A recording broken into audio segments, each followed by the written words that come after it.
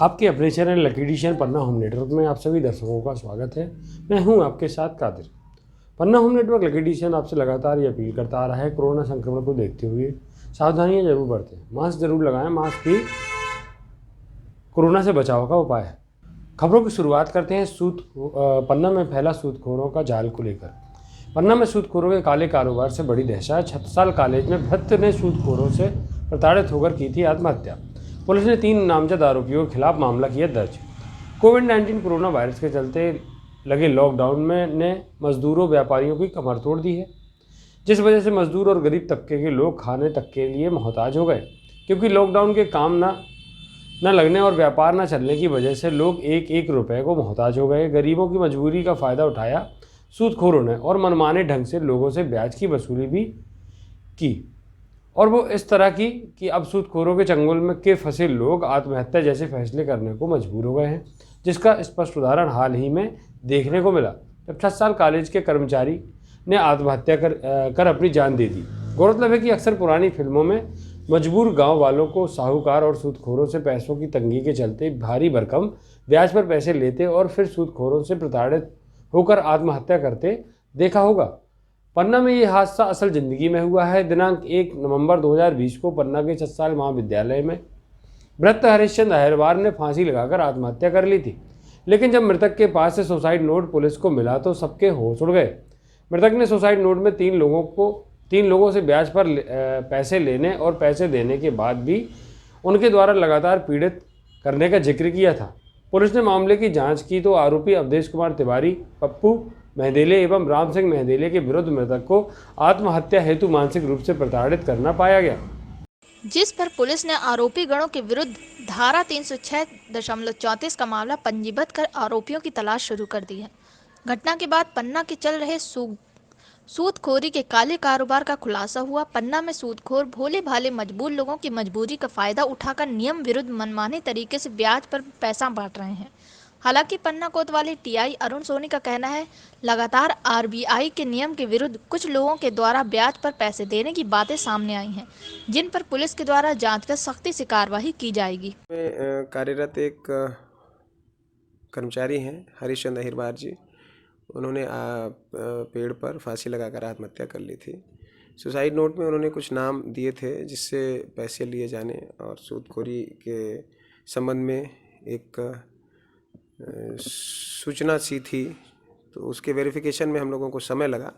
Verified करके अभी तक उनके द्वारा दी गई जो सूचना थी, आसपास के लोगों से, जो संबंधित लोग थे उनसे पूछताछ, परिवार वाले लोगों के कथन आदि से ये इस्टेब्लिश हुआ है कि मामले में पप्पू महदेले, ये बेनी सागर के रहने वाले हैं, राम सिंह महदेले ब्लॉक तिराहा के, और अवधेश कुमार तिवारी ये बीटीआई चौराहा के रहने वाले 3 लोग इसमें 306/34 आईपीसी के आरोपी बनाए गए हैं। और मामले में धारा 325 एट्रोसिटीज़ एक्ट का इजाफा किया गया है और इसकी आगे विवेचना की जा रही है।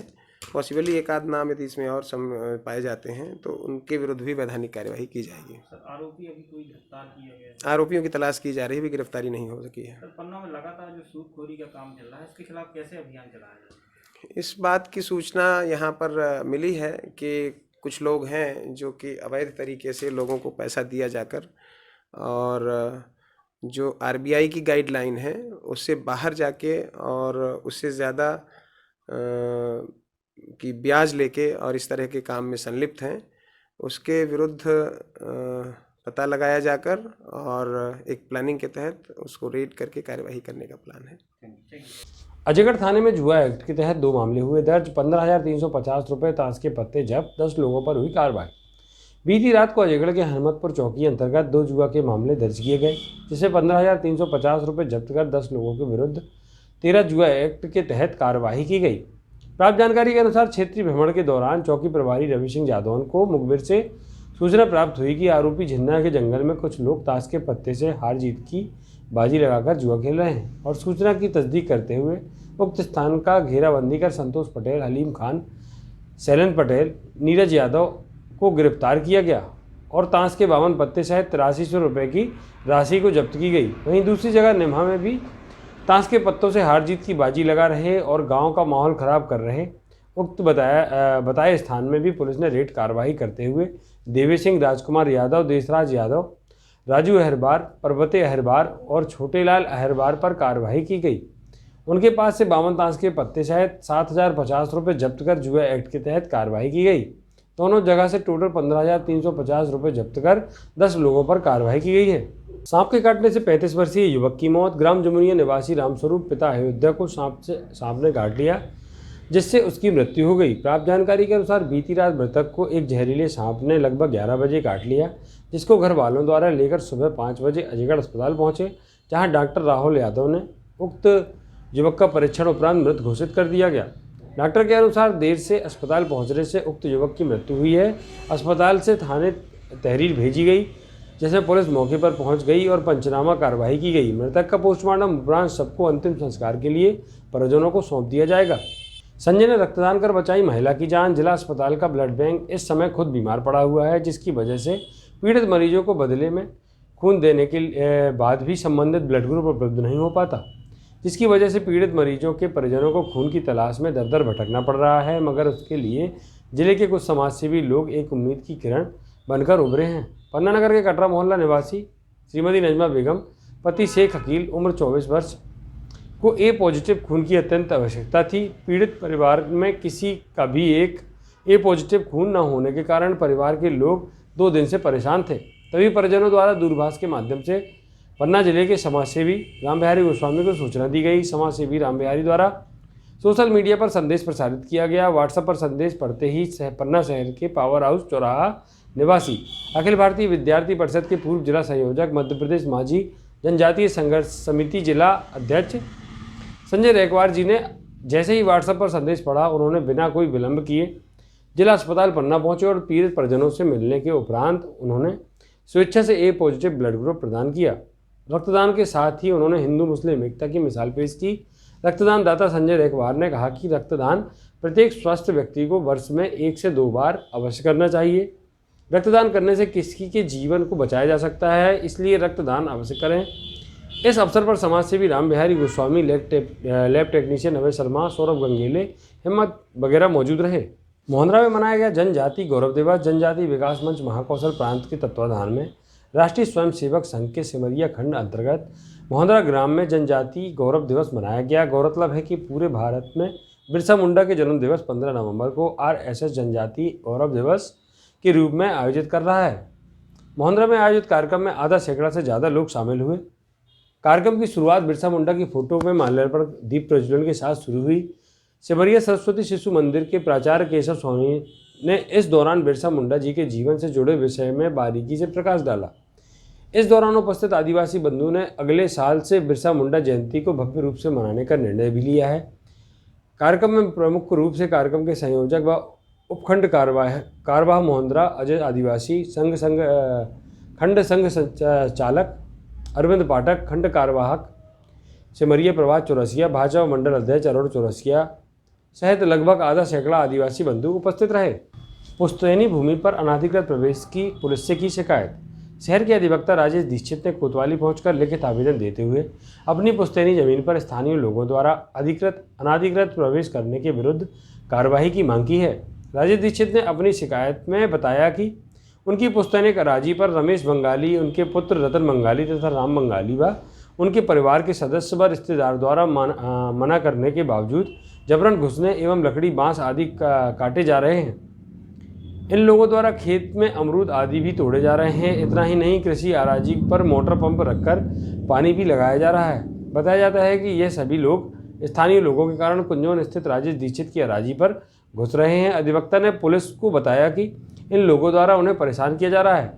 कोरोना गाइडलाइन का उल्लंघन करते हुए बिना मास्क व सोशल डिस्टेंस उनसे बात की जाती है। इतना ही नहीं, आरोपी गणों द्वारा उनके खेत पर बकरियां चराई गईं, जिससे फसल को भी नुकसान हुआ है। अधिवक्ता ने पुलिस से उनकी संपत्ति की रक्षा करने की मांग करते हुए आरोपियों पर कार्रवाई करने का आग्रह किया है। आत्मनिर्भर मध्य प्रदेश अंतर्गत विभागीय कार्य योजना तैयार करने के निर्देश। कलेक्टर संजय कुमार मिश्रा ने बताया कि मुख्यमंत्री जी मध्य प्रदेश शासन द्वारा 12 नवंबर 2020 को आत्मनिर्भर मध्य प्रदेश की कार्य योजना लॉन्च की है।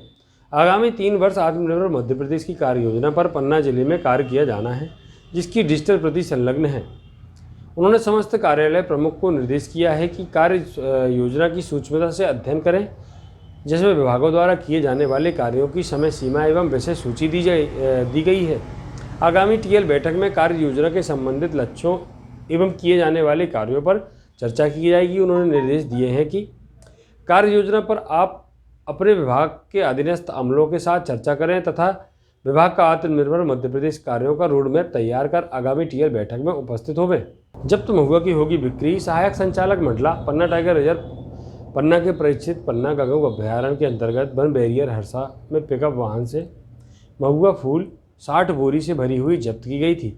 जब्त महुआ फूल 60 बोरी वजन 20 कुंटल की बिक्री की जाना है। क्रय हेतु परिचित कार्यालय पन्ना में 15 दिवस के अंदर संपर्क किया जा सकता है।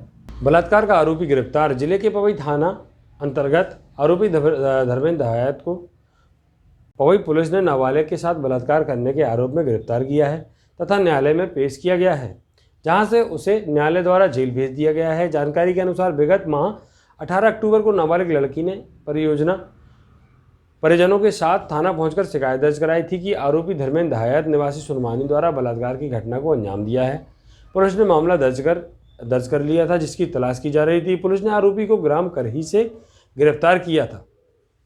उप निरीक्षक अंजलि राजपूत ने बताया कि आरोपी के खिलाफ बलात्कार सहित अन्य धाराओं के तहत मामला कायम कर जेल भेज दिया गया है। पुरानी रंजिश को लेकर वृद्ध की हत्या, आरोपी फरार। जिले के ब्रजपुर थाना अंतर्गत अमलोनिया ग्राम में पुरानी रंजिश को लेकर 4 लोगों ने एक राय होकर 65 वर्षीय वृद्ध सुमेर सिंह पर लाठी डंडों से हमला कर दिया, जिससे वह बुरी तरह घायल हो गया। परिजन जिला चिकित्सालय इलाज के लिए लाए, जहां पर उसकी मौत हो गई। जानकारी के अनुसार अमलोलिया ग्राम के सुमेर सिंह आदिवासी पर उस समय हमला किया गया जब वह नाला के पास से गुजर रहा था। उक्त घटना में 4 लोगों को आरोपी बनाया गया है, जिसमें गुंडू गौड़, पीरा गौड़, सेठ गौड़ तथा लल्लू गौड़ के द्वारा घटना को अंजाम दिया गया है।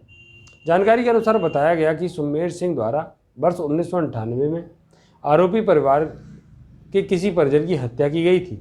उसी बात को लेकर संबंधित आरोपी परिवार रंजिश मान रहे थे और मौका की तलाश में था और मौका मिलते ही आरोपियों ने एक राय होकर घटना को अंजाम दिया। पुलिस ने आरोपियों के खिलाफ पूर्व में धारा 307, 323, 294, 506, 34 के तहत मामला कायम किया था। मौत हो जाने पर धारा 302 हत्या का मामला बढ़ाया जाएगा। फिलहाल सभी आरोपी फरार बताए जा रहे हैं। पुलिस द्वारा आरोपियों को गिरफ्तार करने के लिए टीम लगाई गई है, जो आरोपियों की तलाश में लगातार सर्चिंग कर रही है। पुलिस का दावा है कि जल्द ही आरोपी गिरफ्तार कर लिए जाएंगे।